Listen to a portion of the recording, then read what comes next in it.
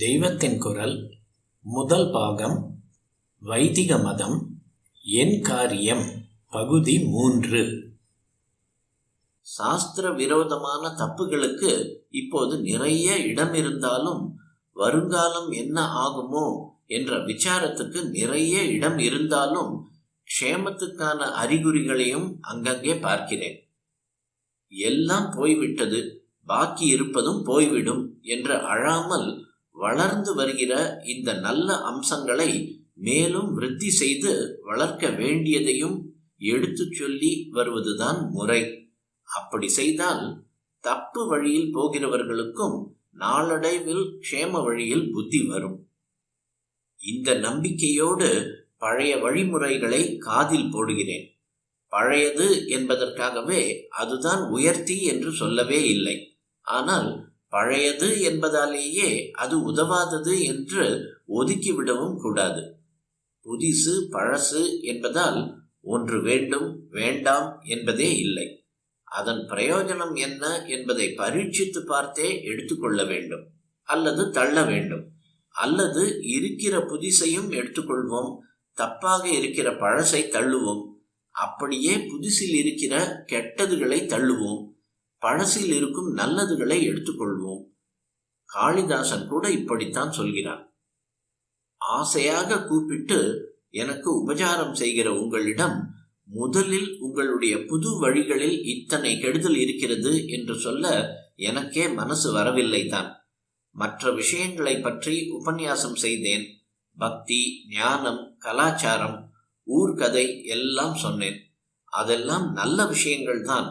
ஆனாலும் அவையெல்லாம் கிளை, பூ, பழம் மாதிரி என்றால் அவற்றுக்கெல்லாம் ஆதாரமாக ஒரு வேர் இருக்கிறது. அது வேதம்தான். வேறாக வேத ரட்சணம் இல்லாமல் வேறு எதுவுமே இல்லை. இதை விட்டுவிட்டு மற்றதை சொல்லி பயன் இல்லை. இந்த மூல கைங்கரியத்தை சொல்வதென்றால் குறைகளை சொல்லத்தான் வேண்டும். மற்ற விஷயங்களை பேசி கொஞ்ச நாளை கழித்த பின் இத்தனை நாள் உங்களில் ஒருத்தனாக பழகிவிட்டதால் எனக்கே உங்களிடம் சிநேகிதம், சுவாதீனம் வந்துவிட்டது.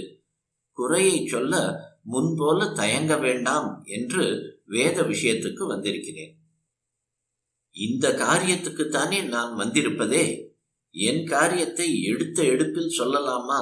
என்னை உபசரித்து சந்தோஷப்படுகிற உங்கள் காரியத்தை நீங்கள் முடித்து கொண்டு விட்ட பிறகு இனிமேல் என் காரியத்தை சொல்லலாம் என்று சொல்கிறேன். வேத ரட்சணம்தான் அந்த காரியம்.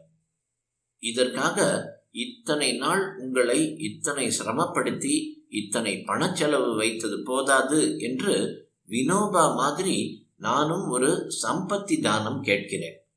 அவரவரும் அத்தியனம் செய்து தங்கள் பிள்ளைக்கும் செய்விக்க வேண்டும் என்பது ஒரு பக்கம் இருக்கட்டும். இது அவசியம் செய்ய வேண்டியதுதான். அதைவிட அவசியமாக முதலில் செய்ய வேண்டிய காரியம் ஒன்று உண்டு.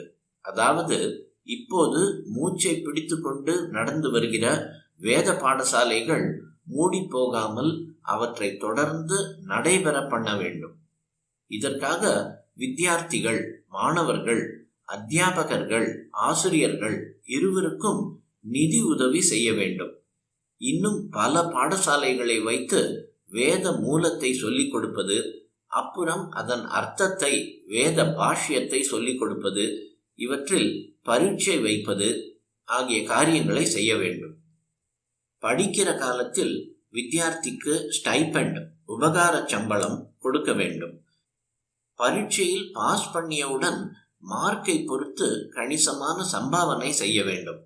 இப்படியெல்லாம் செய்தால்தான் வேதம் இருக்கும். இதற்கெல்லாம் மூலதனம் வேண்டும். இதற்காக சில ட்ரஸ்டுகள் இருக்கின்றன.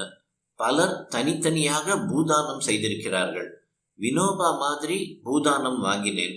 இப்போது உச்ச வரம்புகள், சட்டங்கள் வந்துவிட்டன. இனி நில உரிமைகள் எப்படி இருக்கும் என்று சொல்வதற்கில்லை.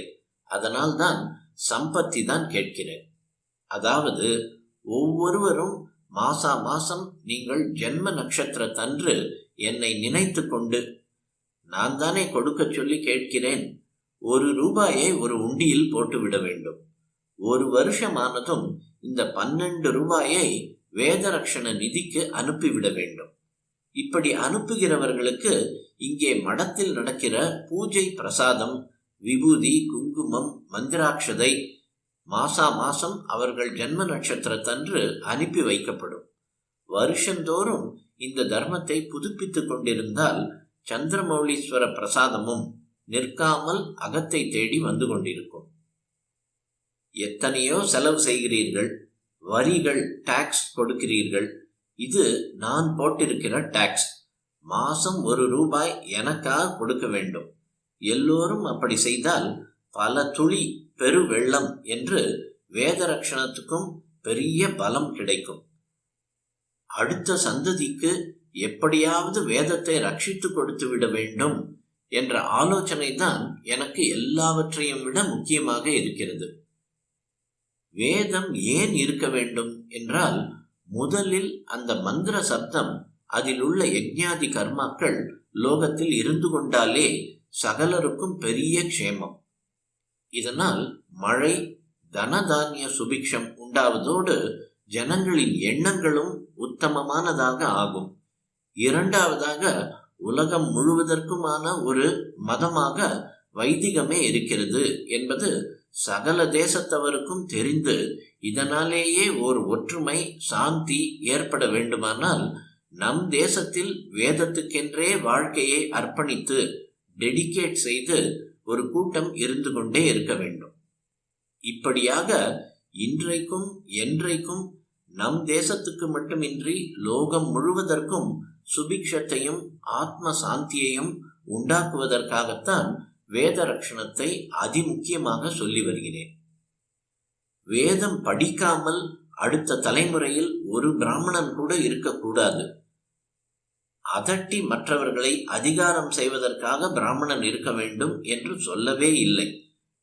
நம் தேசம் மட்டும் இல்லாமல் உலகம் முழுவதும் ஒன்றாகி இருப்பதற்காக இவனிடம் வந்திருக்கிற ஆதி மூலமான தர்மத்தை இவன் காப்பாற்றிக் கொடுக்க வேண்டும் என்றே சொல்கிறேன். இங்கே நம் தேசத்தில் இப்படி ஒரு சின்ன கூட்டம் இருந்தால் லோகம் முழுவதும் எப்படி க்ஷேமம் அடையும் என்றால், பவர் ஹவுஸ் இருக்கிறது, அங்கே 4 பேர் தான் வேலை செய்கிறார்கள். ஆனால் ஊர் முழுக்க பிரகாசமாய் விடுகிறது. அந்த 4 பேர் வேலை செய்யாவிட்டால் ஊரே இருட்டாகி விடுகிறது. இப்படியே லோக மங்கள தீபமான வேதத்தை தூக்கி பிடிக்க இங்கே கொஞ்சம் பேர் இருந்தால் போதுமானது. இதற்கான விதை முதலை எப்படியாவது காப்பாற்றி தந்து விட வேண்டும் என்கிற காரியத்துக்கே வந்திருக்கிறேன். இதற்காகவே எனக்கு செய்கிற உற்சவங்களுக்கு ஒப்புக்கொண்டேன். இந்த உற்சவங்களில் போட்ட ஜெய ஜெயசங்கர ஹரஹர சங்கர கோஷம்தான் இத்தனை பேரை இங்கே என் பேச்சை கேட்க இழுத்து வந்திருக்கிறது. இப்படி ஒரு கோஷம் கீஷம் இருந்தால்தான் ஆள் சேர்ந்து அதன் மூலம் நாம் காரியத்தை சாதித்து கொள்ள பார்க்கலாம் என்றே ஒப்புக்கொண்டேன். எனக்கு உற்சவம் நடத்தியவர்கள் நான் சொல்வதை கேட்க வேண்டும், கேட்பதற்கு பிரயாசையாவது பட வேண்டும். சிரமத்தோடு சிரமமாக எனக்காகவும் கொஞ்சம் படுங்கள். உங்களுக்காக எத்தனையோ காரியம் செய்து கொள்கிறீர்கள். ஆபீஸ், பொழுதுபோக்கு, இப்படி பலவிதமான பிசினஸ் பண்ணுகிறீர்கள். எனக்காக இந்த வேத ரட்சணத்தை பண்ணுங்கள். எனக்காக உங்களுக்காக என்று வித்தியாசம் என்ன? நான், நீங்கள் எல்லாம் ஒன்றுதான். என் காரியம் உங்கள் காரியம்தான். வேதத்தை ரட்சித்து விட்டால் அதுதான் எல்லோருக்கும் பரம ஸ்ரேயஸை தருகிற ஒரே காரியம். இதை செய்வதால் க்ஷேமம் உங்களுக்கு, பெயர் எனக்கு. பின் குறிப்பு: தபால் செலவு அதிகரித்திருப்பதால் இப்போது ஆண்டுக்கான தொகை ₹17 ஆகியிருக்கிறது. அனுப்ப வேண்டிய முகவரி வேத ரக்ஷணா நிதி ட்ரஸ்ட், ஸ்ரேயஸ், 6th main road, Nanganallur, Chennai 600061.